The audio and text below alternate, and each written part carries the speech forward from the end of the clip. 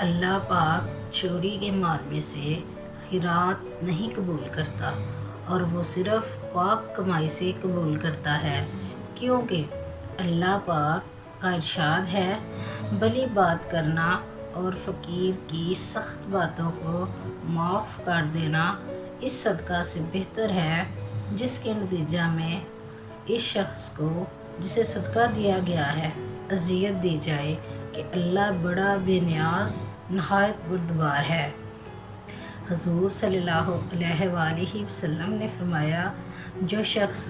حلال کمائی سے ایک کھجور کے برابر صدقہ کرے اور اللہ تعالیٰ صرف حلال کمائی کے صدقہ کو قبول کرتا ہے،